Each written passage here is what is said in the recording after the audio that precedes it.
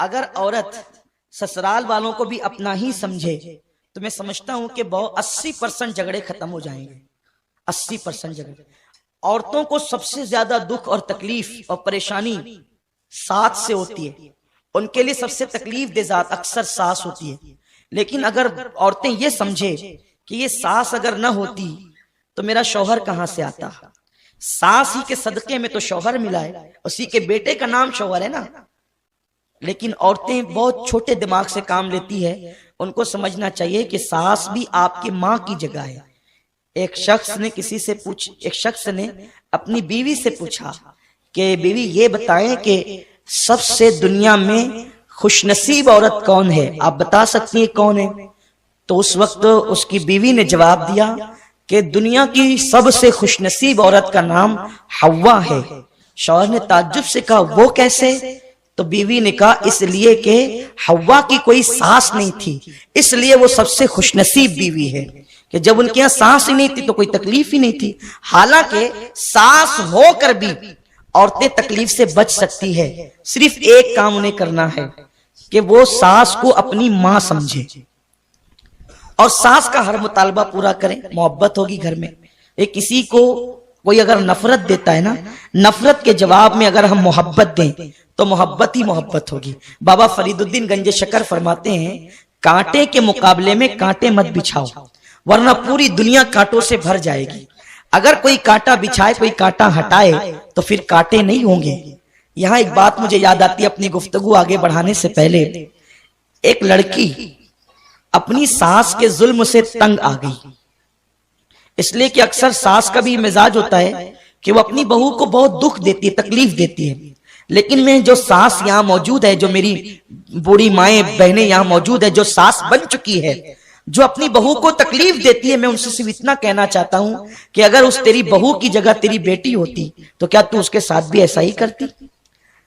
وہ تیری بیٹی ہی کی جگہ تو ہے. اور سنو میرے رسول نے فرمایا کما تدین و تدان, کہ تم جیسا کرو گے ویسا ہی پاؤ گے. تو تم اپنے گھر میں اگر بہو پہ ظلم کرو گے تو تمہاری بیٹی پر بھی ظلم ہوگا. تم اپنی بیوی پہ ظلم کرو گے تو تمہاری بہن پر بھی ظلم ہوگا. اگر ساس اپنی بہو کو بیٹی کی طرح پیار دے تو وہاں اس کی بیٹی سکون کی زندگی گزارے گی, وہاں اس کی بیٹی اطمینان کی زندگی گزارے گی. سن لو, خدا دور نہیں ہے, خدا قریب ہے. اس لیے کوئی ساس اپنی بہو پہ ظلم نہ کرے. ایک لڑکی خاتون اپنی ساس کے ظلم سے تنگ آ گئی. اس کا خاندان بڑا شریف تھا, شریف گھرانے کی تھی. وہ ماں باپ کے پاس جب بھی جا کر ساس کی شکایت کرتی, ماں باپ کہتے بیٹی نباہ کر لو, بیٹی صبر کر لو, کیونکہ جو صبر کرے گا گھر والوں کی تکلیف پر اللہ اسے حضرت آسیہ کے ثواب کے برابر ثواب عطا فرمائے گا. بیٹی صبر کر لو. ماں باپ صبر کی تلقین کرتے رہے. ایک دن ایسا ہوا کہ اس نے سوچا جب میرے ماں باپ میرے مسئلے پہ دھیان نہیں دیتے تو میں اپنے باپ کے دوست, جس کو بچپن سے چچا چچا کہتی تھی, وہ بہت بڑے حکیم ہے, بہترین حکیم ہے, میں ان کے پاس جاؤں گی اور ان کے پاس جا کر کے میں اپنی ساس کی داستان سناؤں گی. بہت توجہ سے سنیں اور خواتین بھی توجہ کے ساتھ سنیں. کہ اس نے سوچا کہ میرے ماں باپ جب میرا مسئلہ حل نہیں کرتے تو میرے والد کے جو دوست ہیں وہ میرا مسئلہ حل کر دیں گے, اور وہ بہت بڑے حکیم ہیں. تو اس وقت جو ہے وہ اپنے بچپن سے والد کے دوست کو چچا چچا کہتی تھی, وہ گئی اور جانے کے بعد کہا چچا جان میری ساس مجھ پہ ظلم کرتی ہے, گالیاں دیتی ہے, میرے شوہر کو بہکاتی ہے, وہ مجھے مارتے ہیں. آپ ایک کام کریں, کوئی ایسا خطرناک زہر دے دیں کہ جس کی وجہ سے میری ساس مر جائے تاکہ میرا یہ جو کاٹا ہے وہ نکل جائے اور میرے گھر کے مسئلے حل ہو جائے. آج کل کی بہویں بھی ایسا کرتی ہے کہ ساس سے تنگ آ کر وہ کسی عامل کے پاس, تعویذ والے کے پاس جاتی کہ کوئی ایسا کام کرو کہ میری ساس کا منہ بند ہو جائے, وہ مجھے کچھ نہ کہے. بلکہ کبھی کبھی تو ایسا بھی ہوتا ہے کہ ہمارے محلے کی عورتیں سادھو اور پنڈتوں کے پاس جاتی ہے کہ کچھ ایسا کر دو کہ وہ بیمار پڑی رہے, کھاٹ پر پڑی رہے, کوئی مجھے کچھ نہ بولے. ظلم کا انجام ایک دن یہ ہونا ہی ہے. حالانکہ بہووں کو چاہیے کہ وہ صبر کریں, لیکن اس طرح سے انتقامی کاروائی بہووں کی طرف سے ہوتی ہے جو کہ ناجائز ہی ہے. کیونکہ ظلم کے بدلے میں تم ظلم کر رہی ہو, غلطی کے بدلے میں تم غلطی کر رہی ہو, تو تم بھی جواب دہ ہو. تو وہ گئی اس حکیم کے پاس جو اس کے باپ کا دوست تھا، ایسا زہر دے دو چچا جان وہ مر جائے۔ وہ واقعی حکیم تھا، واقعی ایسے نہیں کہ دو چار نسخے کہیں سے چرا کر حکیم بن گیا تھا، ایسا نہیں، وہ واقعی حکیم تھا۔ اس نے کہا بیٹی دیکھو میں تجھے 3 مہینے کی دوا دوں گا، اس لیے کہ اگر میں نے تجھے کوئی ایسا زہر دے دیا کہ اچانک تیری ساس مر جائے تو سارا الزام تجھ پر آئے گا کہ اسی نے مار ڈالا، تو تیرے لیے بہت مسئلے پیدا ہوں گے۔ میں تجھے سلو پوائزن یعنی ایسا زہر دیتا ہوں کہ جو دھیرے دھیرے اثر کرے گا اور 3 مہینے تک تیری ساس مر جائے گی۔ تو اس طرح ہوگا کہ 3 مہینے میں جب زہر اس پہ اثر کرے گا مرے گی تو تیرا نام بھی نہیں آئے گا، لیکن اگر یہی کھینچا تانی رہی تو بھی تیرا نام آ سکتا ہے۔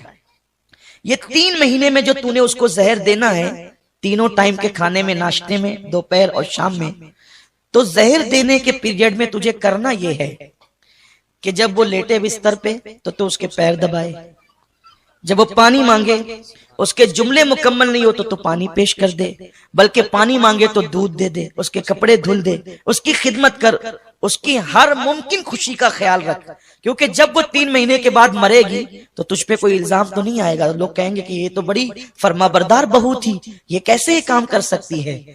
اس نے سوچا بہت اچھا نسخہ ہے، جب مارنا ہی ہے 3 مہینے کے اندر اس کو، تو 3 مہینے کے لیے اتنی مصیبت تو میں اٹھا سکتی ہوں کہ روز رات کو پیر دبا سکتی ہوں، اس کے سر کی مالش کر سکتی ہوں، اسے اچھے اچھے کھانے کھلا سکتی ہوں، بس 3 مہینے کی تکلیف ہے، ہمیشہ کے لیے پھر اپنی راحت ہی راحت ہے۔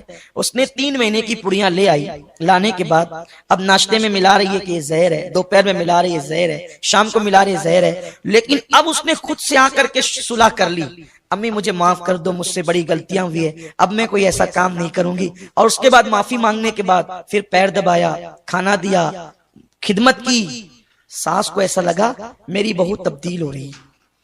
ابھی 1 مہینے سے کچھ زیادہ یا کم دن گزرے تھے تو ساس بہو میں ایسی محبت پیدا ہو گئی جیسے ماں اور بیٹی، کیونکہ جب ساس کو خدمت ملنے لگی تو اس کو یوں لگا کہ یہ تو میری خدمت گزار ہے، اور بہو کو جب گالیاں نہیں ملی، اس کے شوہر کو بہکایا نہیں گیا، تو اس کو لگا میری ساس تو بڑی اچھی ہو گئی۔ تو اس کو غلطی کا احساس ہوا کہ میں نے تو 1 مہینے سے زیادہ کی پڑیاں اپنی ساس کو کھلا دی ہے، اب یہ تو 3 مہینے کے اندر اندر مر جائے گی، ہائے میرے گھر کی روشنی چلی جائے گی، میرے گھر کا بزرگ چلا جائے گا، میرے گھر کی تجربہ کار شخصیت چلی جائے گی۔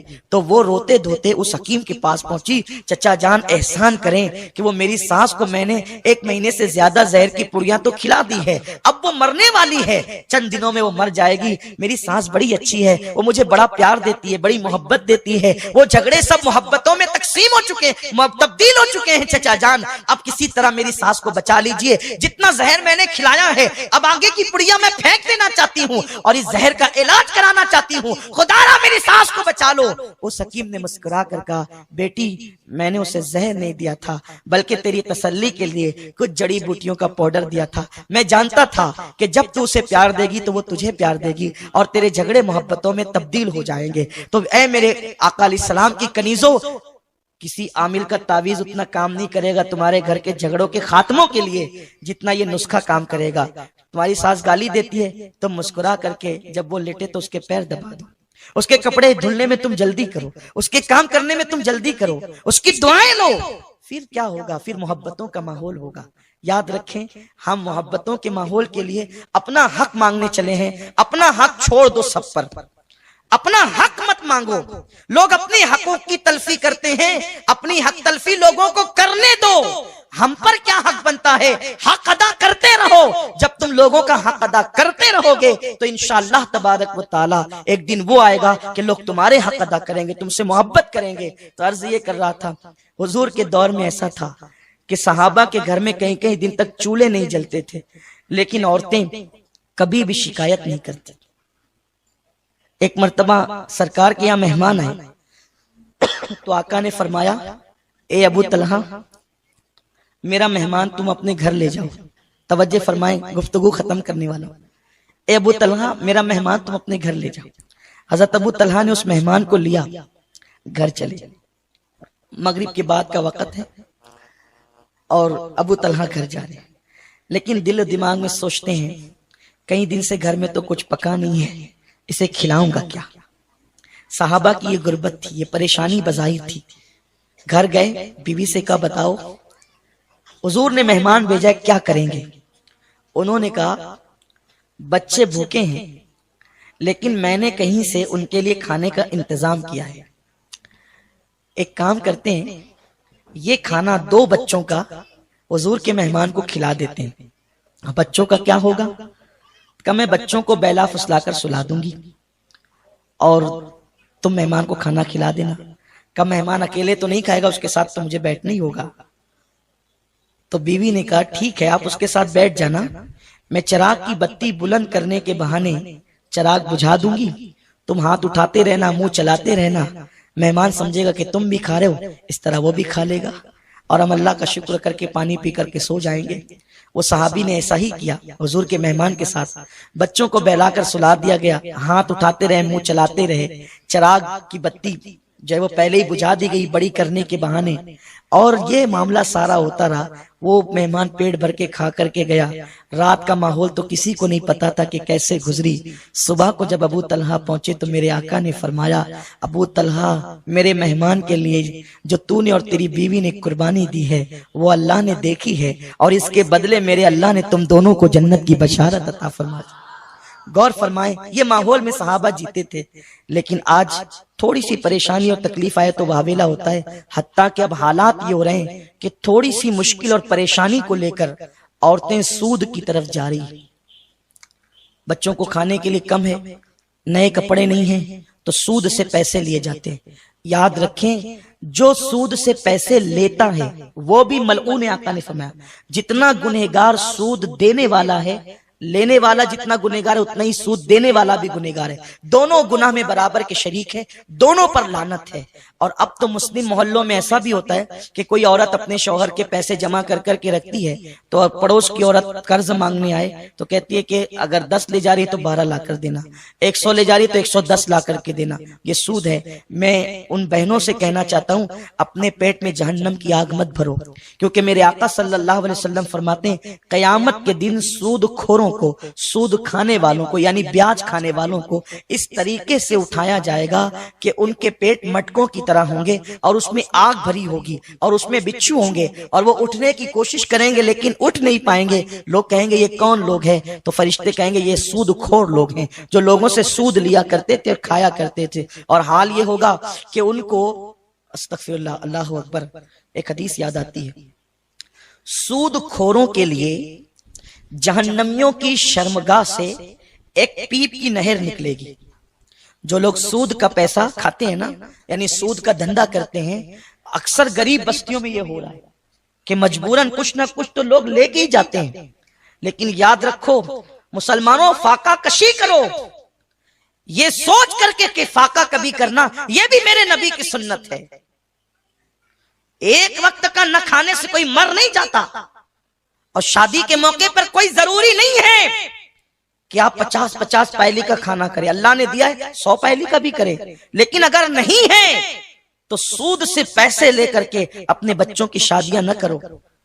میرے رسول نے سب کچھ ہونے کے بعد اپنی بیٹی کی شادی اس لیے بڑی سادگی سے کی تھی تاکہ غریبوں کو ایک دستور مل جائے، غریبوں کو ایک قانون مل جائے۔ حضور نے کچھ نکاح بڑی سادگی سے بھی کیے تھے تاکہ غریبوں کو قانون ملے، اور ایک نکاح میں بکری کے گوشت کا ولیمہ بھی کیا تھا تاکہ امیروں کو بھی قانون مل جائے، جس کی جتنی حیثیت ہے وہ اپنی حیثیت کے مطابق خرچ کرے۔ لیکن آج تو برادری میں میری ناک نہیں کٹنی چاہیے، نادان برادری کے لوگ قبر میں نہیں آئیں گے، تیری قبر میں تجھے اکیلے جانا ہے۔ اللہ سے اپنا معاملہ درست رکھو، کسی کو کسی کی برادری نے نہ عزت دی ہے نہ دے سکتی ہے، عزت تو اللہ دیتا ہے، اس لیے اس کو راضی کرو۔ گناہ کر کے کوئی عزت حاصل نہیں کر سکتا۔